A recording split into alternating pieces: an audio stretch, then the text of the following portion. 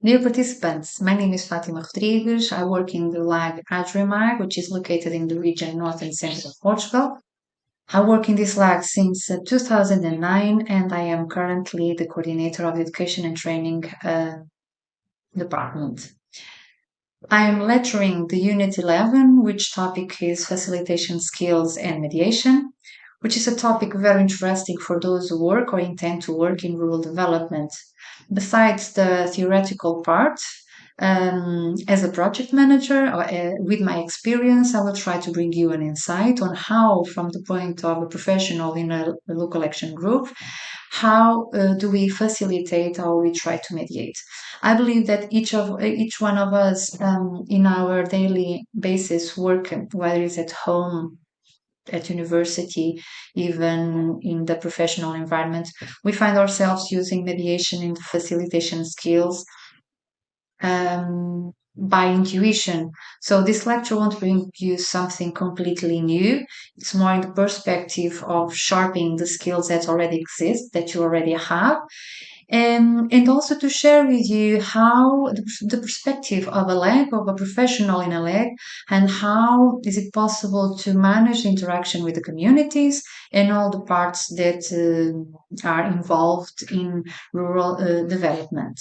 So in terms, so let's have a look of what the contents and the skills that we'll address in this unit. So um, first, in terms of knowledge, we'll start by addressing the communication process and the elements that are the key for being effective.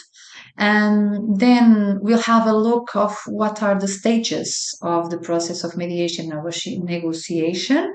And I will also present one of the many approaches that exist, the FAIR model, that can be applied in the social context. And in order to give you a picture of how, from the point of view of a local action group, how it's possible to address facilitation skills and mediation, I will present the Adrimar case study, describing and explaining how we manage the process of develop a strategy for the Adrimax intervention territory. In terms of skills, it is expected you to be able to recognize situations slash issues that require facilitation and mediation skills, and also the factors that can contribute for an effective negotiation process. And ultimately, what we want to communicate effectively with with the population, with all the parts involved, and we seek their engagement. So let's start addressing first of all the key aspects for the human interaction.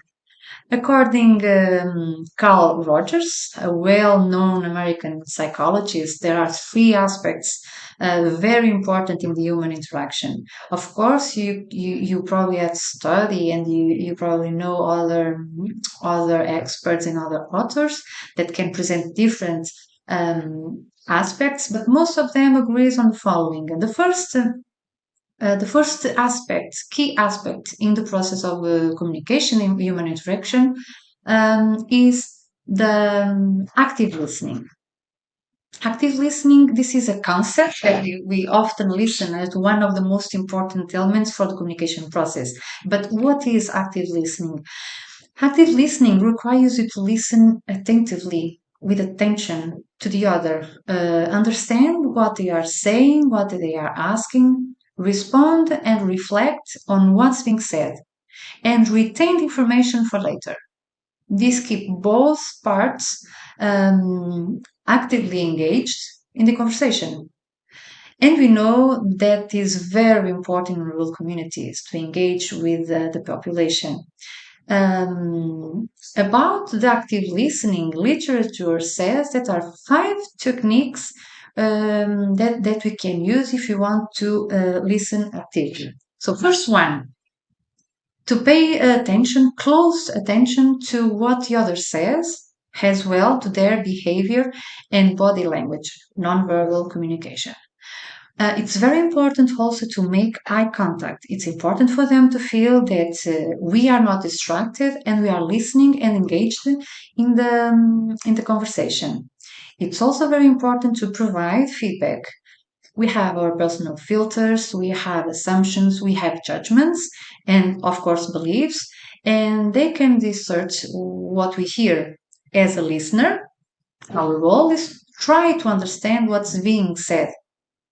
This may require you to reflect what is being said and, of course, ask questions. Um, it's also very important as a technique avoid to interrupt because interrupting it's a waste of time. It frustrates the other one and limits full understanding of the message.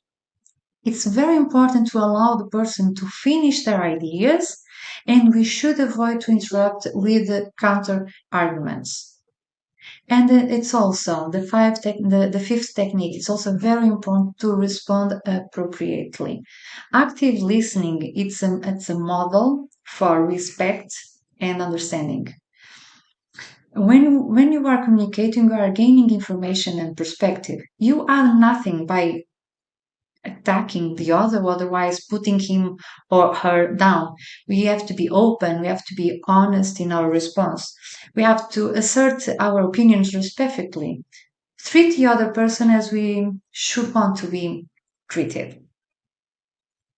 Then the second aspect there, Carl Rogers points out, it's empathy. Empathy, it's known as the effort of understanding.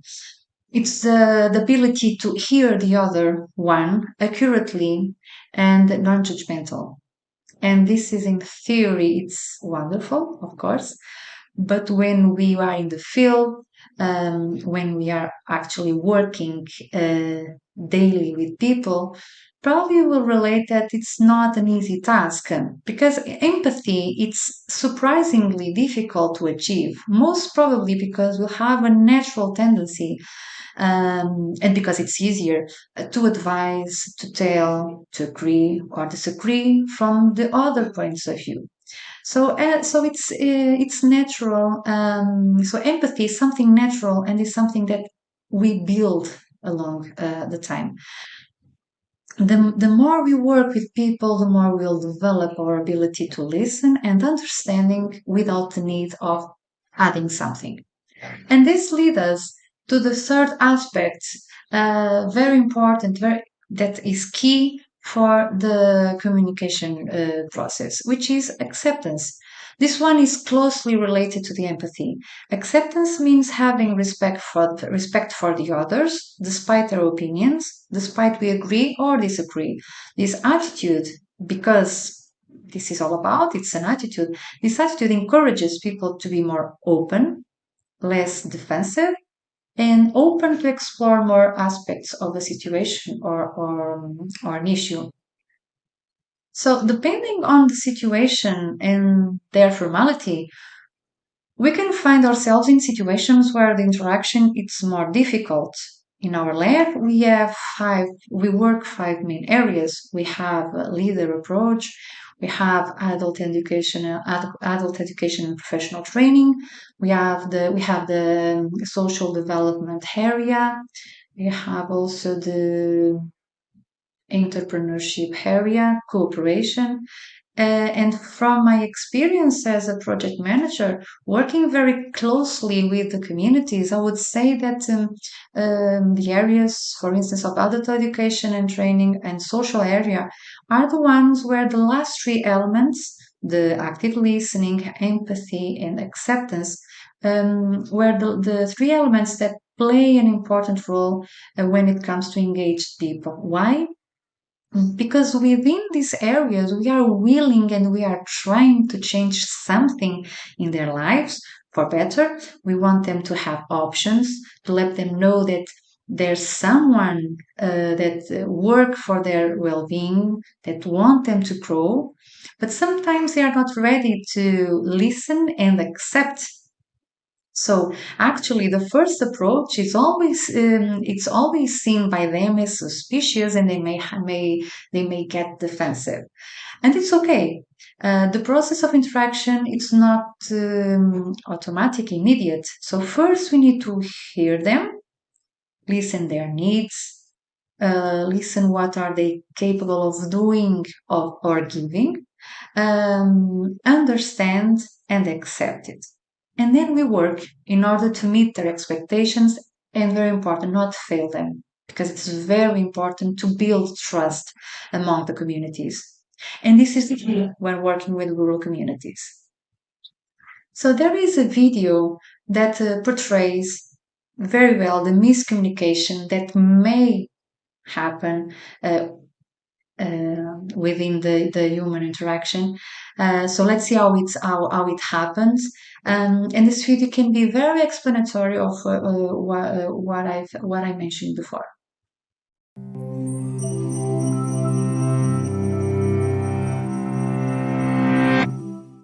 Have you ever talked with a friend about a problem, only to realize that he just doesn't seem to grasp why the issue is so important to you? Have you ever presented an idea to a group, and it's met with utter confusion? Or maybe you've been in an argument when the other person suddenly accuses you of not listening to what they're saying at all. What's going on here? The answer is miscommunication, and in some form or another, we've all experienced it. It can lead to confusion, animosity, misunderstanding, or even crashing a multi-million-dollar probe into the surface of Mars. The fact is, even when face-to-face with another person, in the very same room and speaking the same language, human communication is incredibly complex.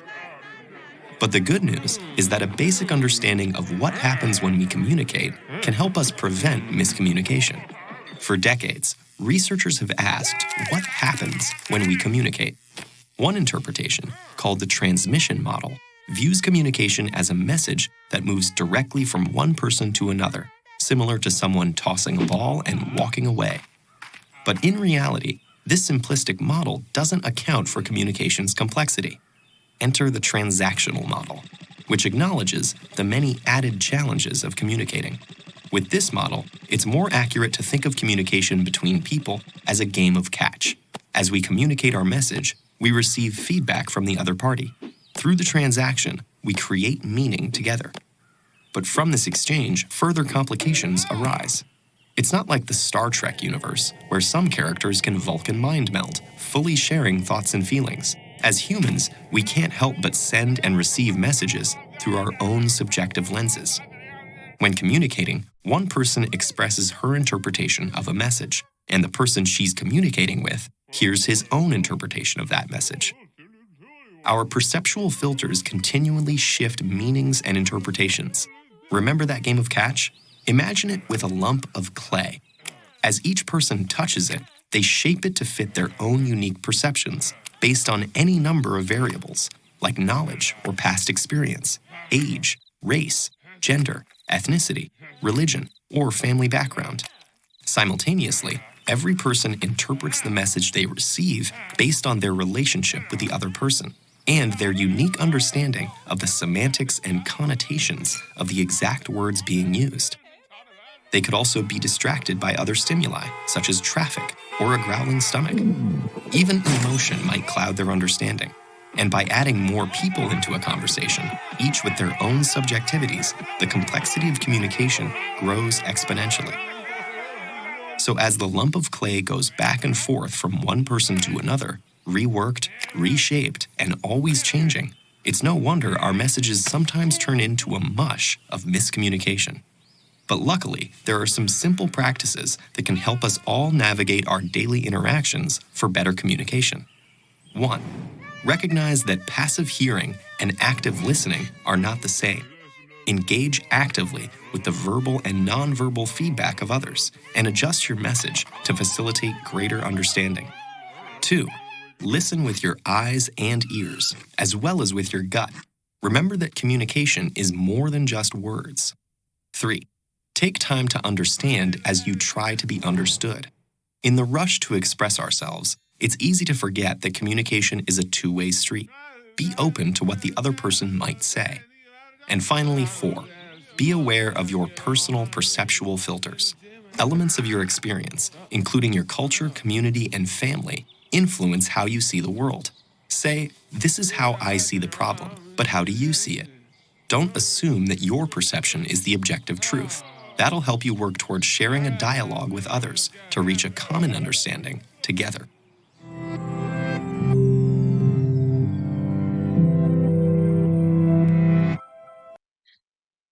So, after watching the video, we can we can find some conclusion on how to avoid miscommunication.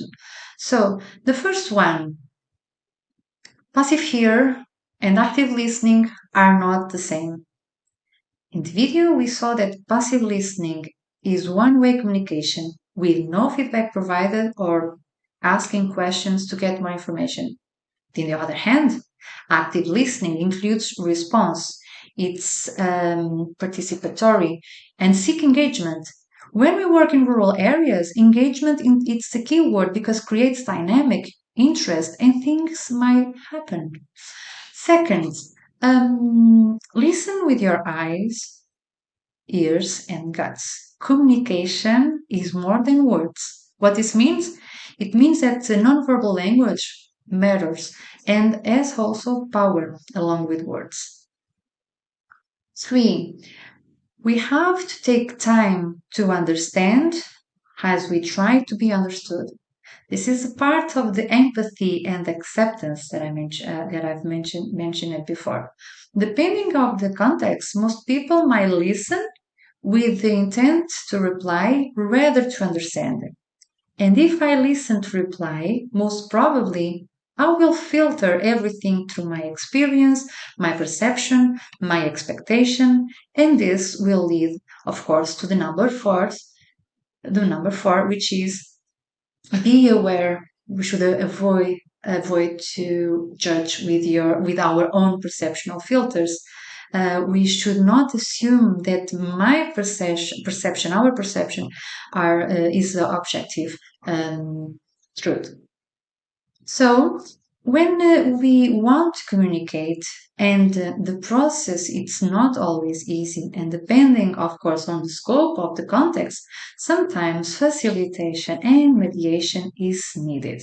In this slide you can find a few definitions about facilitation and mediation. So for instance, the first one, facilitation is the process or fact of making something possible or easier. On the other hand, mediation, it's the attempt to end the problem between two or more people or groups who disagree by talking to them and trying to find things that everyone can agree on.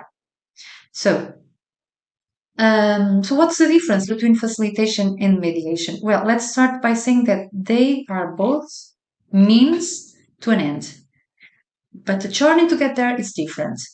But I guess the main difference lays on the notion of conflict, because conflict here it doesn't appear in the sense of a physical conflict, but instead it appears like as an issue, sometimes a silent dispute, a disagreement, a suspicious. So it's not a physical conflict. The facilitation provides guidance in order to achieve something or work in some issue. The negotiation process will resolve the issue or the dispute that is acceptable for all the parts involved. Of course, this can be summarized in the FAIR model. The model was created by the founder David Liddell of the TCM group. Um, and this author, this founder and CEO of this company, he considers this model an empathetic and human-centric approach. So the FAIR model incorporates what I think is important when we approach a situation that requires facilitation or mediation. And the FAIR model have four main pillars. The first one, to facilitate. First, we facilitate, we try to engage and support people. Then we should appreciate, using the empathy and the acceptance that I've mentioned before. Um, And then that's how we build trust to them. We build trust with them and make them more involved and participatory, leading to a strong and resilient interaction and relationship or teams or organizations. So this is a way of approaching the mediation or negotiation process. Okay.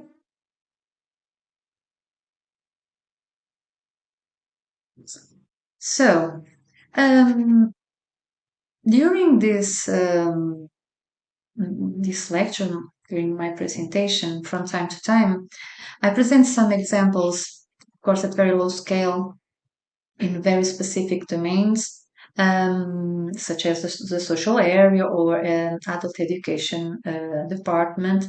But now I'll try to show you how HAJUMAC, the LAG that the local action group that I represent here, how facilitation and mediation happen in a much wider scale, not always perceived as that, because it's not all the time 100% obvious. Specifically, how do we facilitate and mediate when preparing, for instance, the local development strategy? I will explain the process of negotiation used in this context, and I will follow the 5 stages of the process of negotiation. But let's start by present the ADRIMAG. So ADRIMAG, it's a local action group, but it's an association for the rural development of Montemuro, Arada, and Grelheira mountains. So it's a local development association, non-profit. It was created in August of 1991, and it is composed by public and private members. Our board is composed by 5 municipalities from the 7 in total, our intervention area. And at the present day, it is headed by Rocas municipality, where our headquarters are located. What is ADRIMAG's mission? ADRIMAG's mission is to contribute to the rural development and integrated development of the Montemuro Mountains, focusing on implementation management of community and, of course, our national programs, as well as the promotion and development of initiatives and projects of interest to the region. So, what kind of programs and activities do we manage here in ADRIMAG? First, the leader approach. ADRIMAG implements leader approach since 1992 with the leader one. Actually, ADRIMAG was created in 1991 with that specific purpose. Implementing the leader program. Then we had the leader 2, leader 3, leader plus, Prodersi, LD, and so on till the present day. We also have programs within the adult education professional training. We provide since 2006 a public service to the population, providing adult qualification and professional training. The same for the social area. ADRIMAG is a managing entity of 6 local contracts for social development, which are national responses, of course, with the support of European funds. And those local contracts were originally created with the aim of promoting the social inclusion of citizens through the population, through actions to be carried out in partnership in order to tackle persistent poverty and social exclusion in disadvantaged territories. We also manage other programs and other initiatives, such as the for instance here we have the CREAR methodology.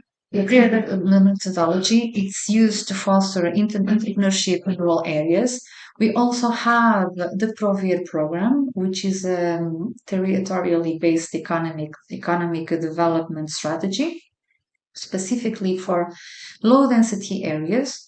And the aim is to boost their competitiveness by stimulating innovative economic activities based on the development of the indigenous resources. From this program, several projects with even international value aroused and has allowed to boost the economy of our territory. I'm speaking, for instance, about the Paiva walkways and the 516 suspended bridge, which is one of the biggest suspended bridge in the world. We also have the Valorizar program.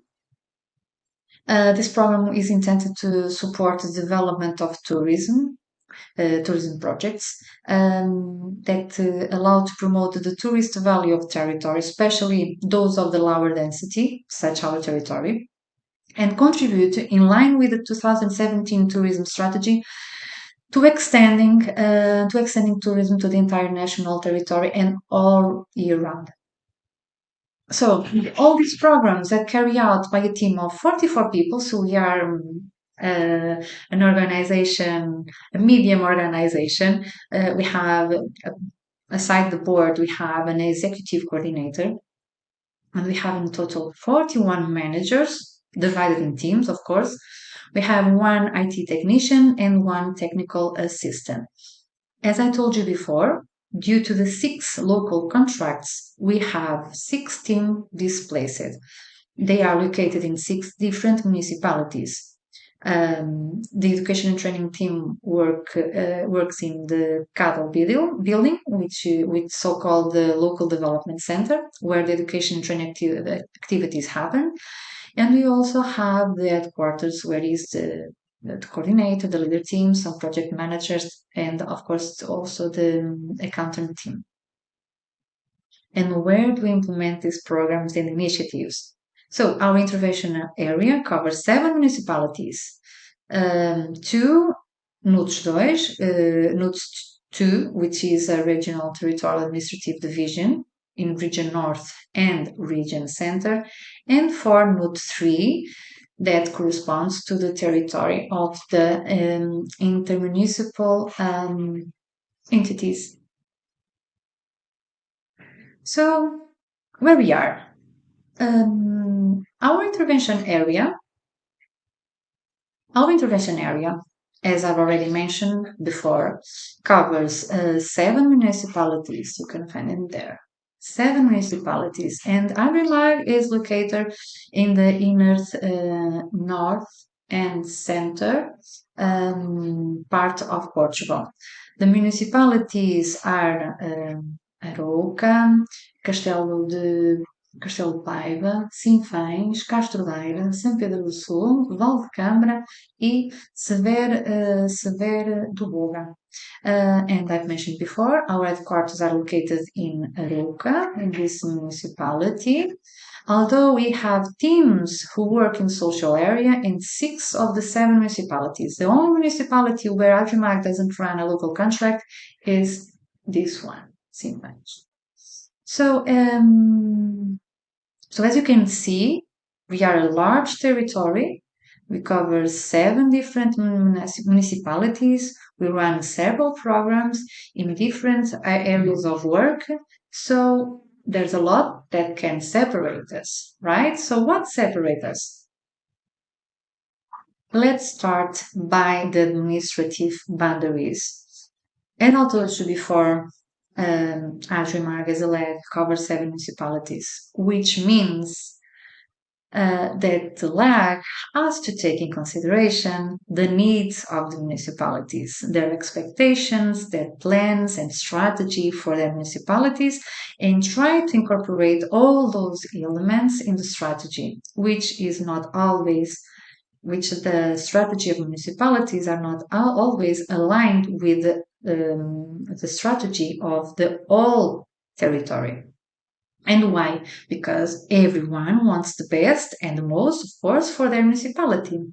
So it's needed a great dosage of mediation in order to incorporate and contemplate their vision and their needs when writing the local development strategy. Moreover, there's something to add and to take in consideration, which is the fact that municipalities they are governed, they are run by politicians. In Portugal, every 4 years, the executive bodies change due to the legislative elections, which means mm, different people, new people, sometimes from different political wings, that may have different visions and different strategy and plans for future. So, from the point of view of the lab, it's very important to be prepared to change to the change of shift and adapt and adjust continually in order to comply with their expectations. It's always a process that requires a lot of mediation. But in Adrimax's case, and the dealing directly with the municipalities, it's a task for the executive coordinator who is one who mediates this process. Then we have the territorial and administrative division. This one is very interesting because our intervention area is divided in two regions, as I mentioned before.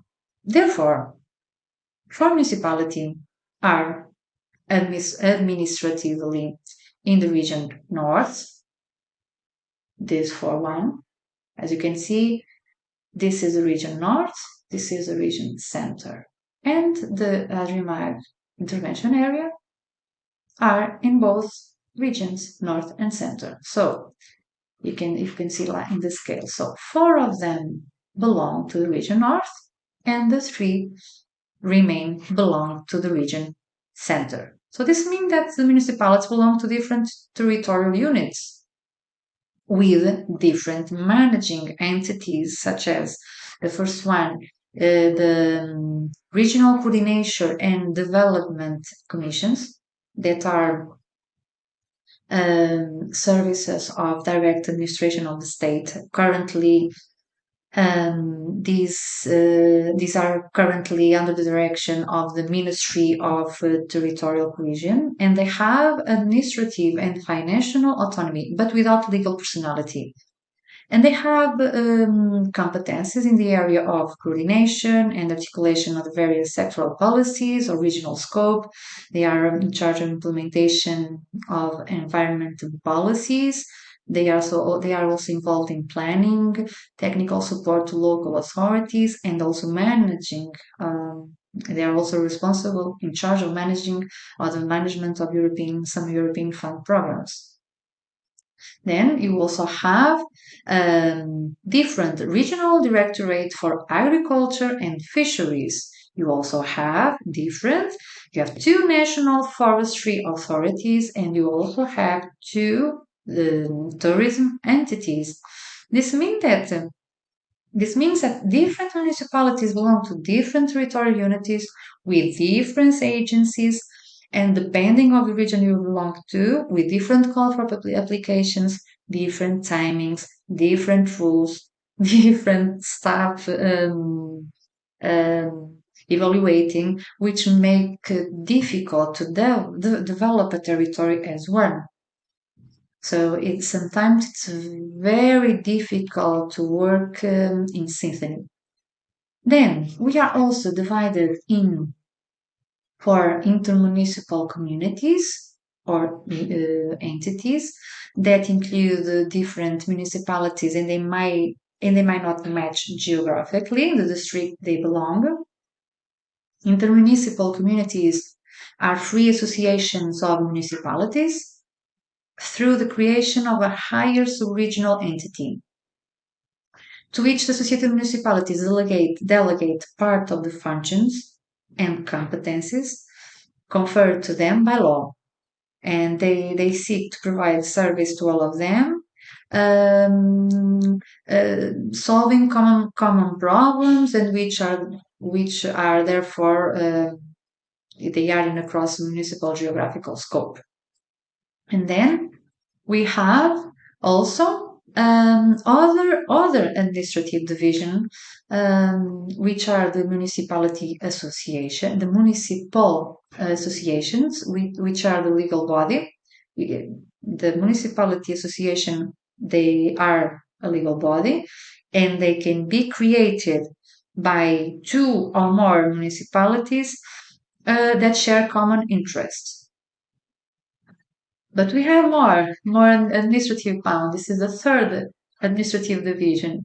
Another administrative boundary.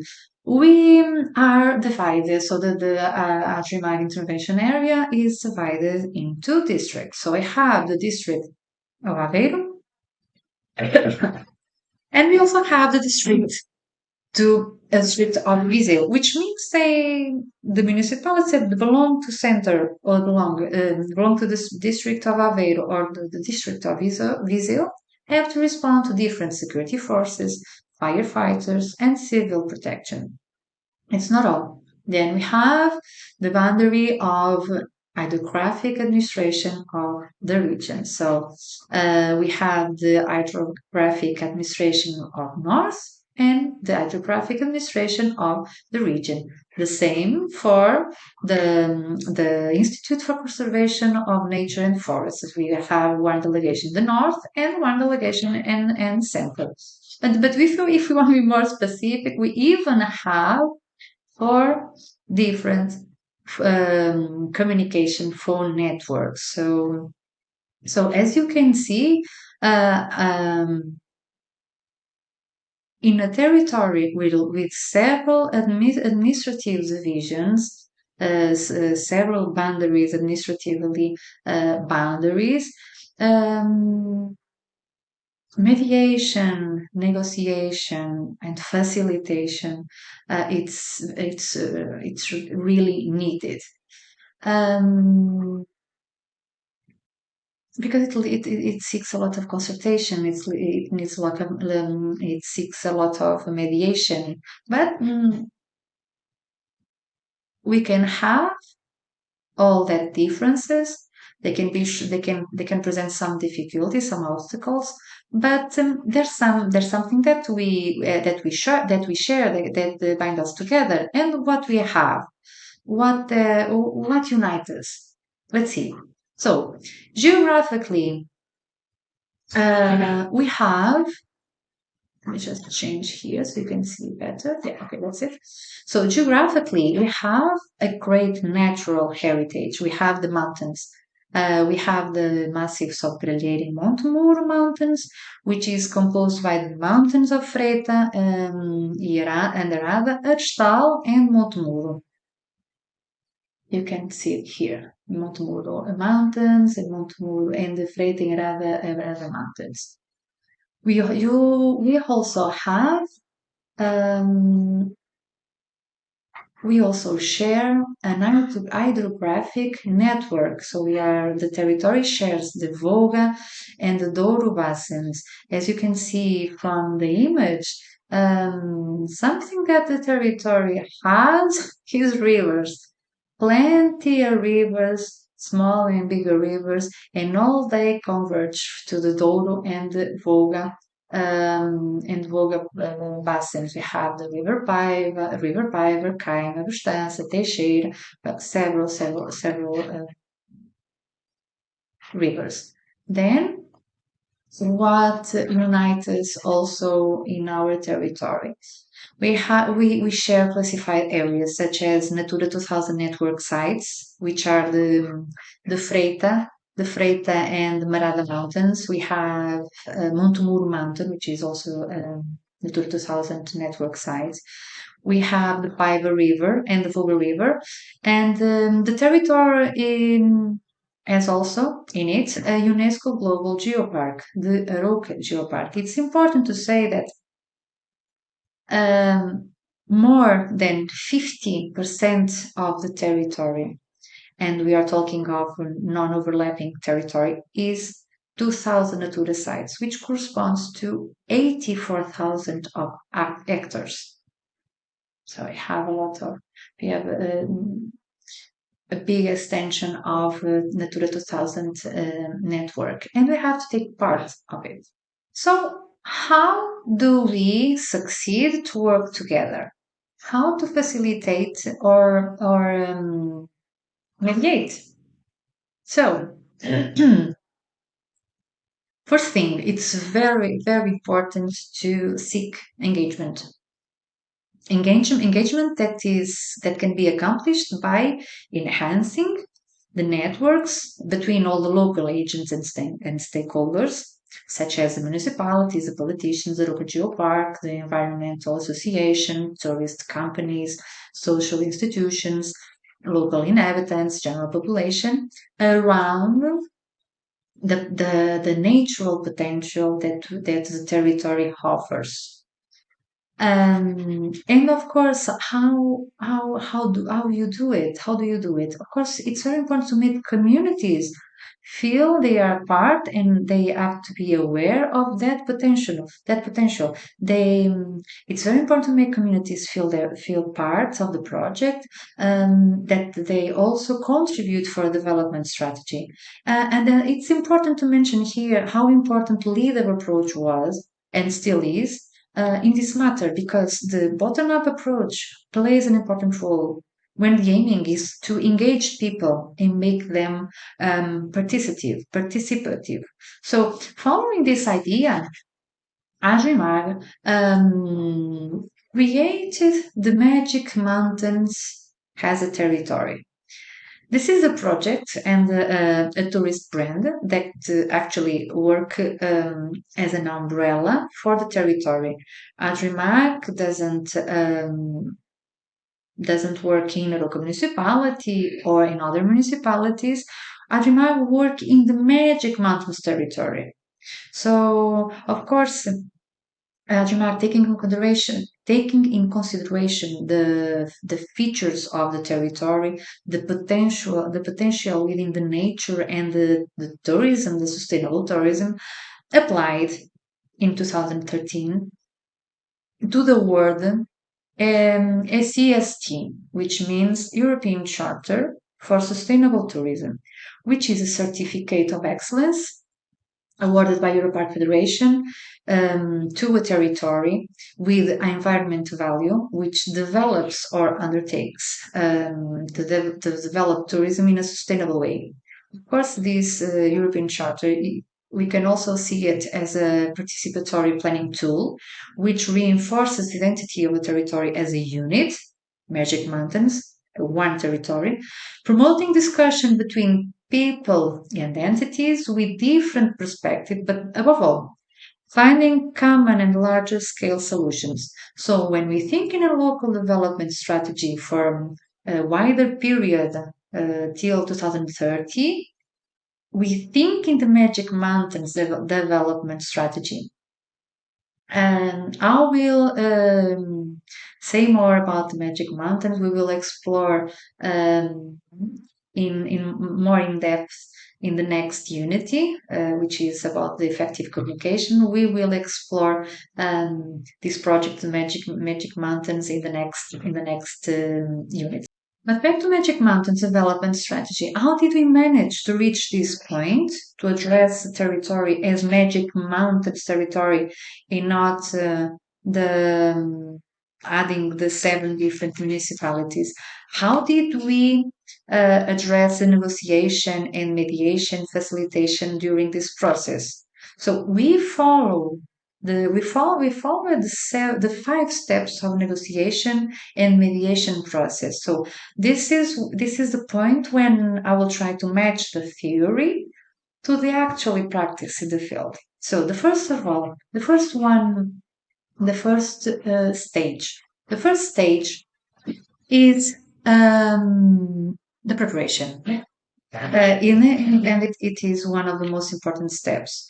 Um, I put it here one quote from Abraham Lincoln that says, "Give me 6 hours to chop down a tree, and I will spend the first 4 hours sharpening the axe." This is true. So this means that preparation is everything. If you want to tackle something, you have to be prepared. We have to know the territory, we have to know the communities, you have to know all the parts that are involved in this process.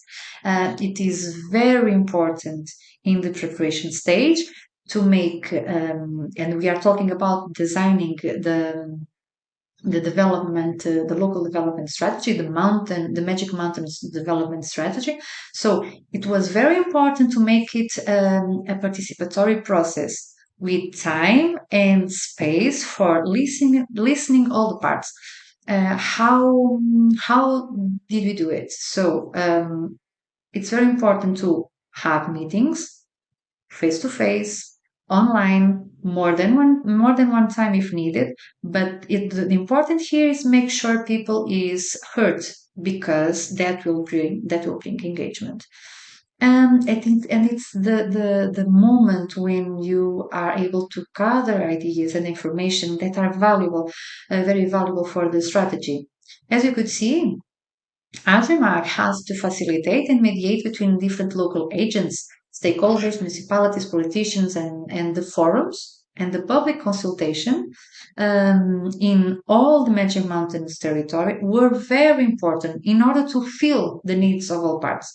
These forums and public consultations, they may happen in the town hall, in the headquarters of Adrimark, in a library, in a local association, even in a restaurant or a hotel. Doesn't matter the place, as long as you gather as many representative people and agents from the territory. The forums of Adrimaga, undertaken with the European Charter for Sustainable Tourism, they were very valuable, as we have in those we have, for instance, the accommodation sector, the restoration sector, the municipalities, the animation companies, but also the local residents. They were powerful moments. In the other way of preparation that here inside Adrimag we undertake is to gather feedback from the different departments, areas that Adrimag intervene. So when designing the local development strategy, it's important to all the coordinators of the departments they meet because they have feedback for their teams, and and they work every day and very closely with the population, so they know the real needs of them, and this way it's a very important source of information, and it can be planned and have a place in the development strategy. These feedback from the teams that are in the field, from instance, from the social area or the training or the education training area, it's very important because they have the experience and the real knowledge, and they act as facilitators every day within the communities and within the general population. And of course, this is related to the openness stage. It's important during all the process to show interest, um, to be open to listen to all the involved parts and build trust among them. It's very important to find together and to set goals together because this will encourage them to participate in the process. Then we have another two stages. The third stage, we are talking about the discussion stage, which means this is in this stage, it's very important to present an action plan. After we have ideas, suggestions, a plan, we have to draw and present an action plan. So when working in a development strategy, it's important to have one, and what can you find in this action plan? It's very important to have a SWOT analysis with the strengths and the weaknesses, the opportunities, and the threats. And a local action group is in a good position to perform the SWOT analysis. It has a great and deep knowledge of the territory. This is a point also to set goals and define priorities. Then it's very important also to search for funding programs.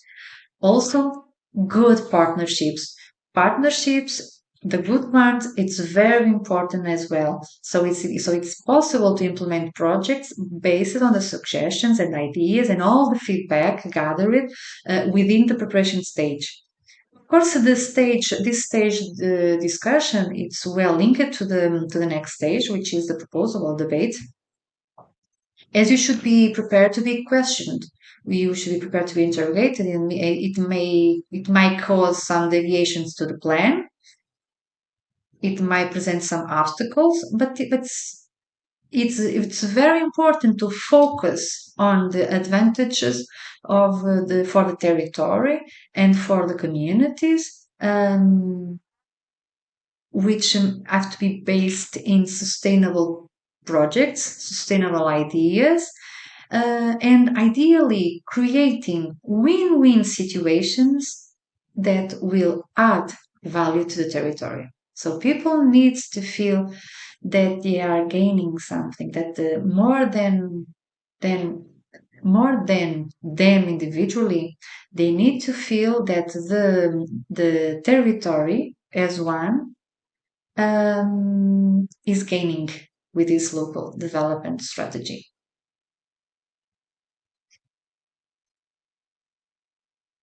Of course, last one, adjustment agreement. This is a continuous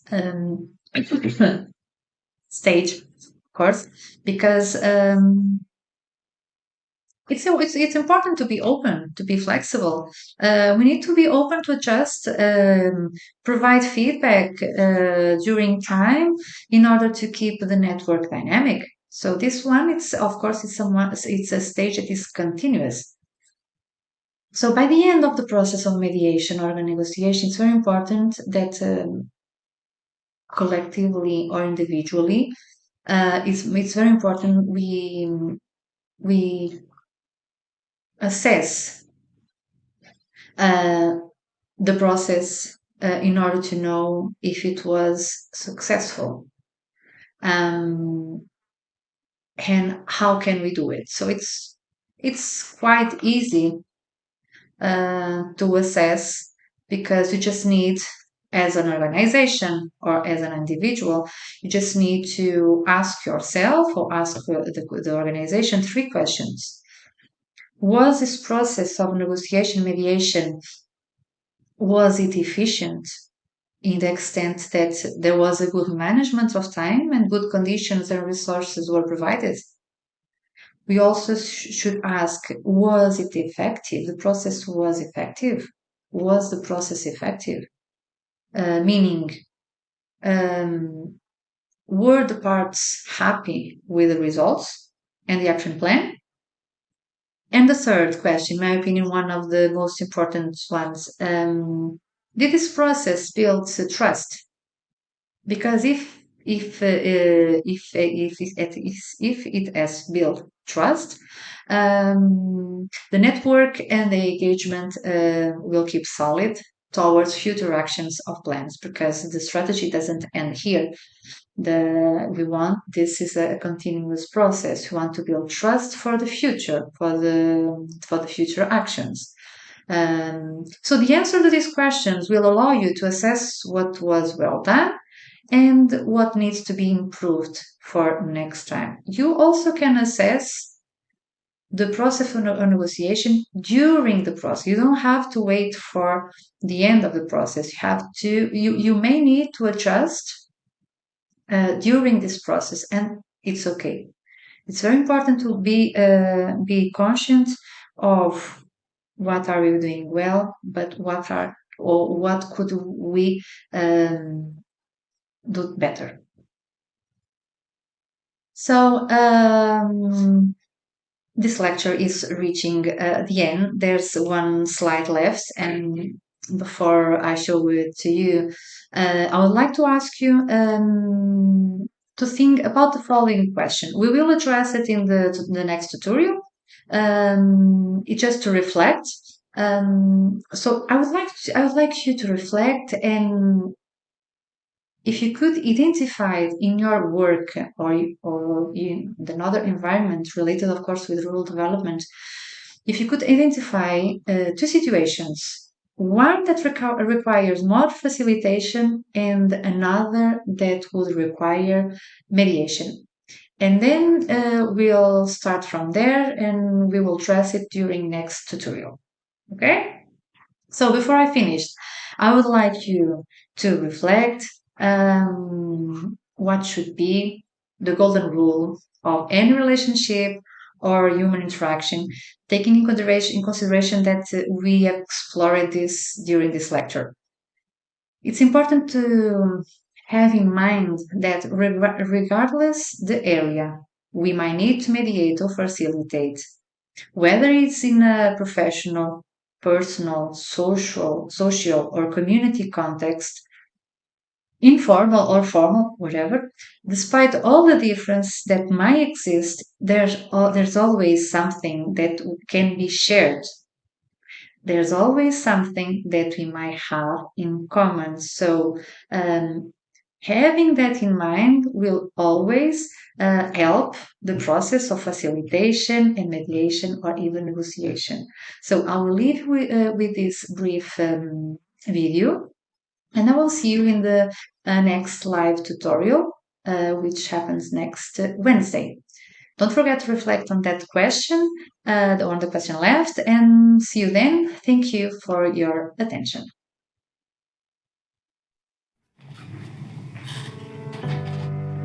It's easy to put people in boxes. There's us, and there's them. The high earners, and those just getting by. Those we trust, and those we try to avoid. There's the new Danes, and those who've always been here. The people from the countryside, and those who've never seen a cow. The religious, and the self-confident. There are those we share something with, and those we don't share anything with. Velkommen. Jeg kommer til at stille jer nogle spørgsmål i dag. Nogle af dem kan godt være lidt personlige, men jeg håber, I vil svare ærligt på dem. Hvem herinde i rummet var klassens klovn?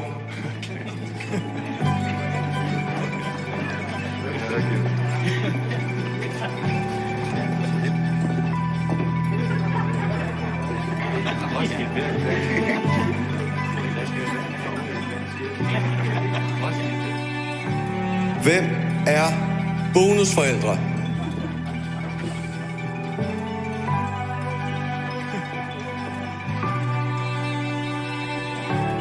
And then suddenly, there's us. We who believe in life after death. We who've seen UFOs. And all of us who love to dance.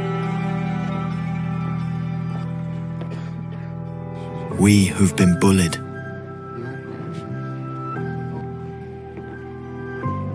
And we who've bullied others.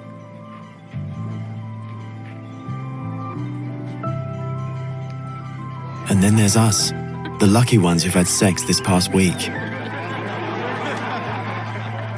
We who are broken-hearted.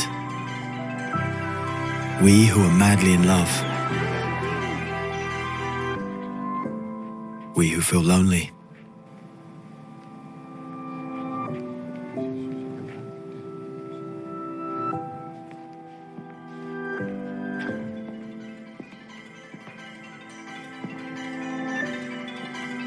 We who are bisexual. And we who acknowledge the courage of others.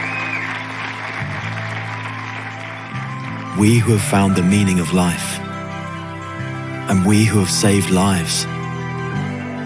And then there's all of us who just love Denmark. So maybe there's more that brings us together than we think. TV2 Denmark. All that we share.